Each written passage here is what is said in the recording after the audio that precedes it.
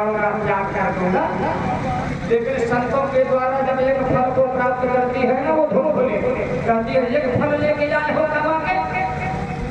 बोले ये साधारण फल नहीं है, अरे ये संतों के द्वारा दिया गया फल है, इसे खा लो पुत्र की प्राप्ति होगी। बोले पुत्र की प्राप्ति? बोले हाँ। अच्छा, लेकिन प्रसव के समय पीड़ा बहुत होती है। बताओ, पुत्र की इच्छा भी है, पुत्र प्राप्ति की आकांक्षा भी है और पीड़ा भी नहीं सहना चाहती है। अच्छा, कभी घर में आग लग जाए तो भागना पड़ेगा, लेकिन भाग नहीं पाऊंगी। वो तो है। बोले भागने की क्या जरूरत है? बोले अच्छा, भोजन उठनी सुनते हैं कि कम करना पड़ता है, आहार भी कम हो जाता है, इसलिए मैं कम आहार नहीं करना चाहती हूँ, मैं जबरदस्त आहार लेना चाहती हूँ। इसलिए पुत्र जब पेट में आता है तो उस समय आहार कम होवे, इसलिए ये सब कमी है। इसलिए धुंधुली फल को नहीं खाती है और पड़ोसनी को बुला लेती है। अच्छा, पंडित जी कहते हैं कि अपनी ननद को बुला लो, क्योंकि ननद चाहे 5 महीने रहे और चाहे 2 दिन के लिए आवे, उसका जो पद बनता है, नेक जो बनता है वो नेक तो लेती ही है। इसलिए कम से कम ननद को बुला लो 4 महीने पहले से और जन्म लेने के 4 महीने आगे तक, कम से कम 8 महीने तक वो काम करे, खुद तुम्हारी सेवा करे और जाते समय जो भी बने अपने के रूप में थमा देना। बोलिए भागवत भगवान की जय हो। ये सब पंडित जी समझा देते हैं, लेकिन प्यारे कथा प्रेमियों उसकी कहानी आती है। बोले बहना, ये सब फालतू की बात है, कहीं फल खाने से पुत्र हो गए, ये सब फालतू की बात है। और एक पड़ोसनी आती है, वो कहती है ना ना बहना, अगर खीर से चारू से पुत्र हो सकते हैं तो फल से भी पुत्र हो सकते हैं। अगर विश्वास नहीं है तो गैया को खिलाओ और वो धुंधुली प्यारे कथा प्रेम में उस फल को गैया को खिलावे। और बहना क्या कहती है कि मैं पेट से हूँ और अभी से तुम बहाना शुरू कर दो, पंडित जी को कह दो कि हाँ मैं फल खा ली हूँ और जिस दिन मेरा पुत्र होगा मैं अपने पुत्र को तुम्हें दे दूंगी और मेरे पति को आप तुम रुपया पैसा दे देना। वो कछु कुछ नहीं बोलेंगे। बोलिए गोविंद सरकार की प्यारे कथा प्रेम उस समय पर जो है गैया जिस फल को खाया था खाई थी, उससे भी एक संतान उत्पन्न हुई और उसका नाम पंडित जी रखते हैं गो कर। उसका कर माने का गो के समान था, जैसे गायों का कान होवे, इसलिए उसका नाम गोकर रखा जाता है। और उसकी बहन को जो पुत्र हुआ था, पंडित जी की पंडिताइन धुंधुली उसे ले लेती है और उसका नाम पंडित जी ब्रह्मदेव रखना चाहते थे, लेकिन धुंधुली कहते हैं खबरदार, एक पुत्र का नामकरण आपने किया है, अब इस पुत्र का नामकरण मैं करूंगी और मेरा नाम धुंधुली है और मेरे पुत्र का नाम धुंधुकारी होगा। धुंधुकारी। बोलिए भागवत भगवान की जय हो। पिताजी ने नाम रखा गोकर्ण और माता जी के द्वारा जो नाम रखा गया उसका नाम धुंधुकारी। और धुंधुकारी कैसा हुआ? व्यास जी भागवत में लिखते हैं गोकर्ण पंडितो ज्ञानी, गोकर्ण पंडितो ज्ञानी और धुंधुकारी महाबल। गोकर्ण पंडितो ज्ञानी, गोकर्ण जी पंडित जी होते हैं और ज्ञानी जी होते हैं और धुंधुकारी महाखल, खल माने नंबर 1 का दुष्ट होता है। स्नान नहीं करता था, अरे गर्मी के महीने में भी स्नान नहीं करता था, हफ्ते भर स्नान नहीं करता था, संध्या बंदन नहीं करता था, ब्राह्मण परिवार में जन्म लेकर के 5 वर्षों में 4 में फंस चुका था और उसके मार्ग में जितने भी मुर्दे पड़ते थे सब ढोने वाले उन सबों को रुकवाता था, उसके हाथ को काट लेता था और उसी हाथ को चम्मच बना करके भोजन करता था। व्यास जी भागवत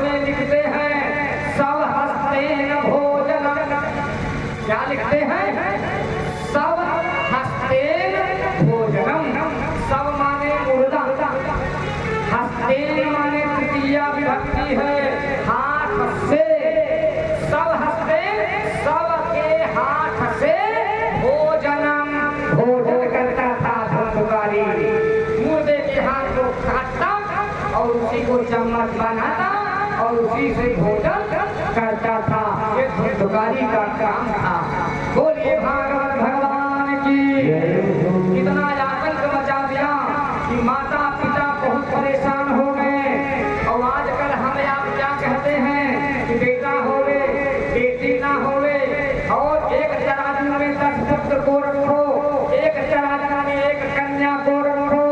स्कंद पुराण कहता है, स्कंद पुराण में 81,000 श्लोक है और भागवत महापुराण में सिर्फ 18,000 श्लोक है। और स्कंद महापुराण में 81,000 और कहाँ 18,000। सबसे बड़ा महापुराण 18 पुराणों में स्कंद महापुराण है। दूसरे नंबर पर पद्म पुराण आता है, 55,000 श्लोक है।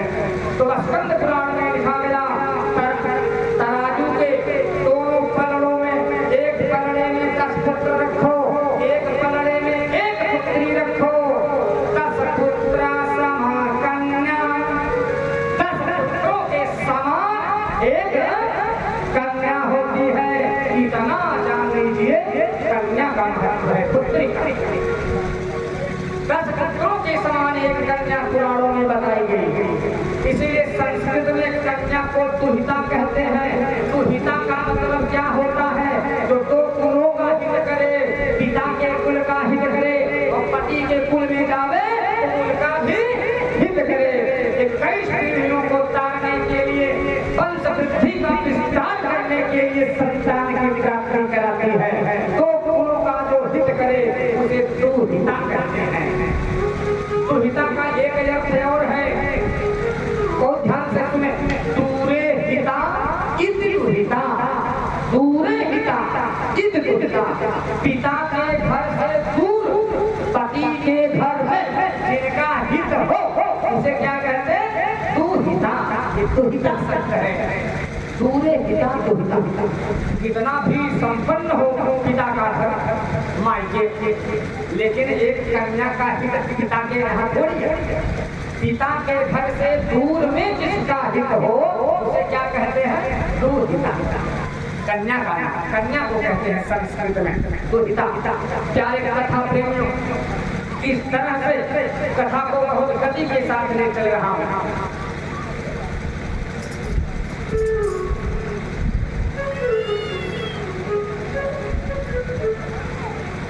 पिताजी के अंदर जो प्रबल इच्छा थी पुत्र प्राप्ति का, इच्छा धीरे धीरे मर रहा है। क्योंकि संत ने, सन्यासी ने पहले ही समझाया था भजन करो, पुत्रों की चाह मन से निकालो। लेकिन आज मेरे पंडित जी जिद करके आप दुराग्रह करते हैं कि बिना पुत्रों की सदगति नहीं होती है। अब वो सदगति नहीं दुर्गति कर रहा है। माता और पिता दोनों की कौन धुंधकारी। बोलिए भागवत भगवान की। अंत में उस पिता को घर छोड़ करके वन में जाना पड़ा और वो कर्ण जी आज अपने पुत्र को, अपने पिता को गुरु बन करके आज उपदेश दे रहे हैं। ये पिता को कभी अभिमान नहीं करना चाहिए कि अगर पुत्र जो है अच्छी सीख देवे तो पिता ना कहा करें। अरे सुखदेव जी राजा परीक्षित को कथा सुना रहे हैं तो सुखदेव जी के पिता व्यास जी नीचे बैठ के कथा सुन रहे थे। भागवत में बताएंगे। और आज वही कर्ण जी अपने पिता यादवदेव पंडित जी को उपदेश कर रहे हैं। पिताजी, इस संसार में कोई अपना नहीं है। दुख का कारण जानते हो? किसी को अपना मान लेना ही दुख का कारण है। दूसरे की स्त्री मरती है तो पति कम दुखी होता है, लेकिन अपनी स्त्री मरती है तो पति रोने लगता है। क्यों? उसे वो अपना मान चुका है और संसार की सभी स्त्रियों को वो पराया मानता है, इसलिए नहीं रोता। तो कहने का तात्पर्य है जिस वस्तु में अपनत्व का भाव हो जाए, ममत्व का भाव हो जावे, आसक्ति हो जावे और उसमें जब अलग होना पड़ता है तो दुख होता है। बोलिए भागवत भगवान की। इसलिए प्यारे कथा प्रेमियों, अपना न मानो। यह शरीर व्याधि संयुतम, यह शरीर व्याधियों से समन्वित है। एक रोग ठीक होता नहीं, दूसरा रोग आक्रमण कर देता है। इसलिए मेद, रक्त, मज्जा, हड्डी, इन्हीं 7 धातुओं से यह बना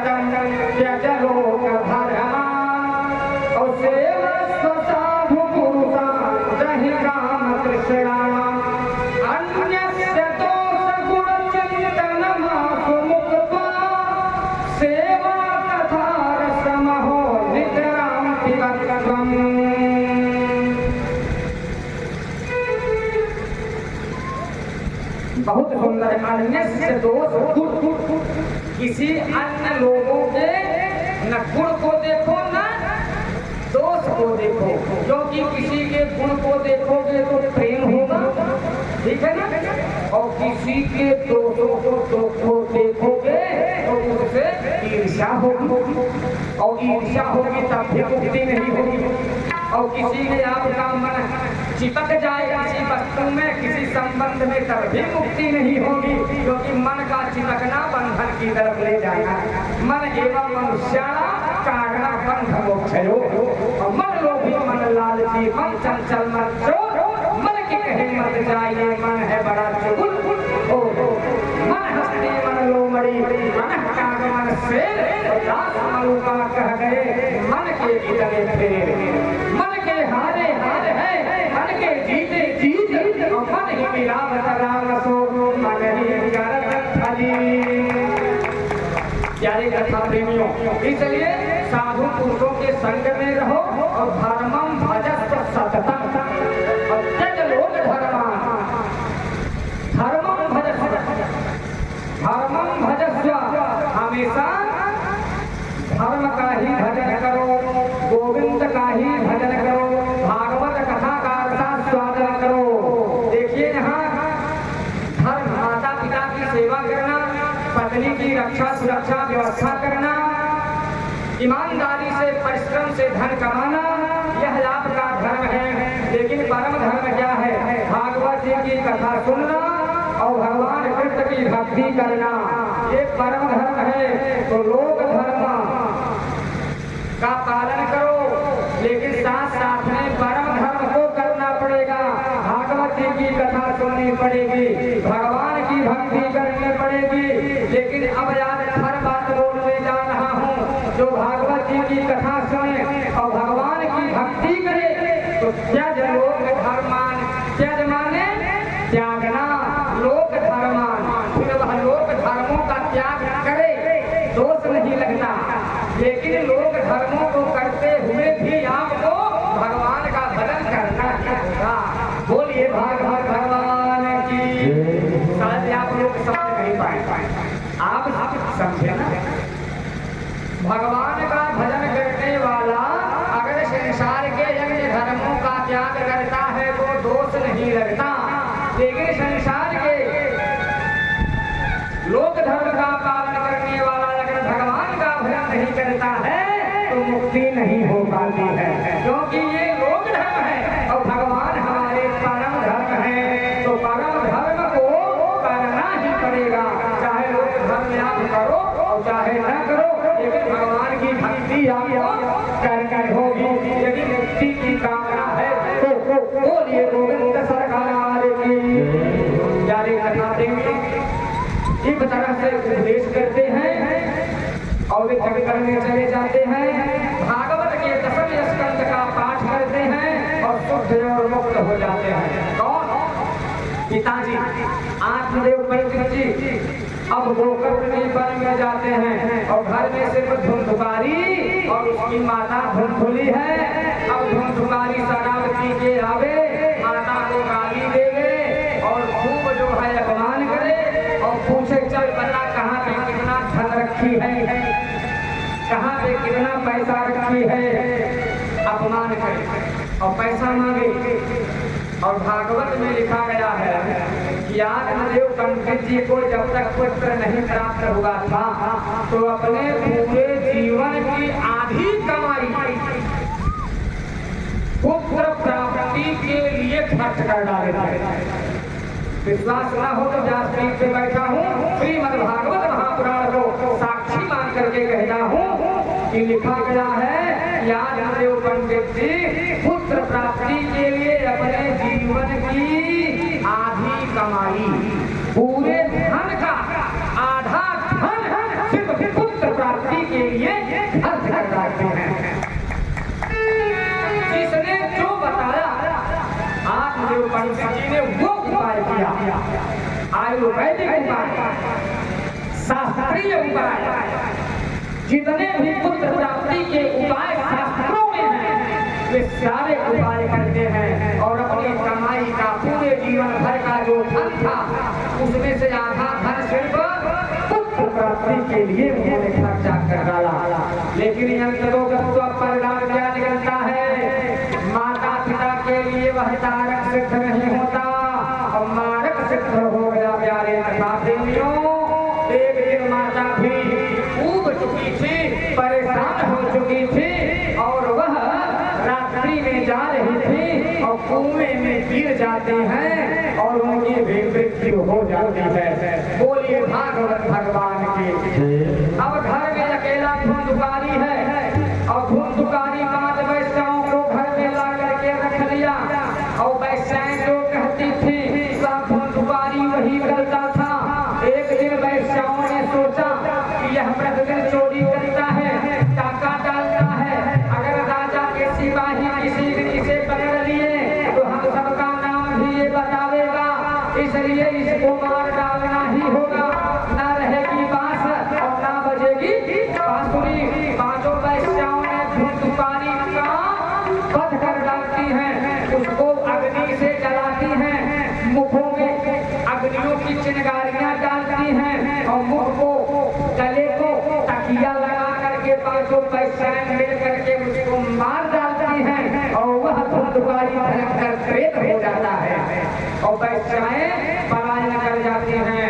अरे ब्राह्मण जाति में उत्पन्न होकर के वैश्यागामी जो बनेगा तो हमारा शास्त्र भी कहता है और हमारे कवि भी कहते हैं कि ब्राह्मण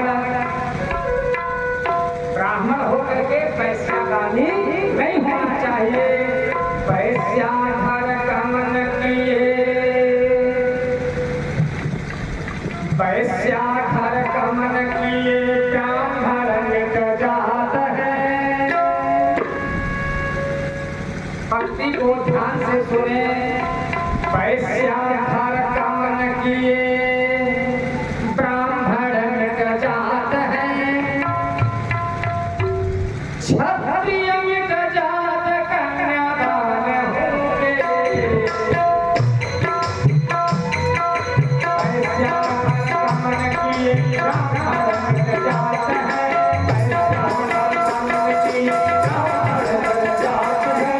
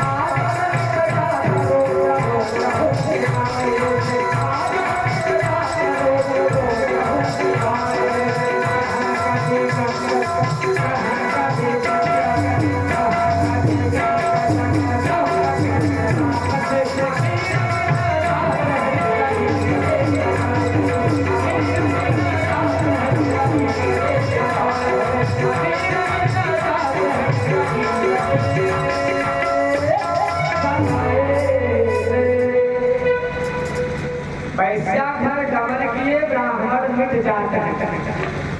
क्षत्रिय मिट जात, कन्यादान के खाए से। आलस के बढ़ाए से किसान मिट जाते हैं और विधवा मिट जाते हैं श्रृंगार के बढ़ाए से। आगे कथा सुनने को मिलेगी। पूतना मौसी आएगी कन्हैया को स्तन में काल कूद बीच लगा के पिलाने के लिए। है विधवा और आती है रूप सधवा वाली धारण करके। विधवा है पूतना लेकिन आती है सधवा वाली रूप धारण करके। कर 16 श्रृंगार पूतना 16 श्रृंगार करके आती है। कर 16 श्रृंगार पूतना गोकुल में आई। कर 16 श्रृंगार पूतना गोकुल में आई। माध पूतना